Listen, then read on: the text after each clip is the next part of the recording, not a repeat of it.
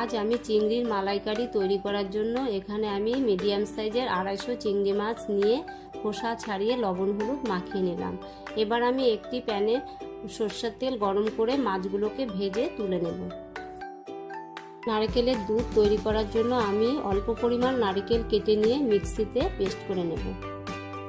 সরষের তেল গরম করে এর মধ্যে আমি শুকনো লঙ্কা, তেজপাতা, গোটা গরম মশলা ফোড়ন দিয়ে রসুন কুচি, পেঁয়াজ কুচি দিয়ে ভালো করে লাল করে ভেজে নেব।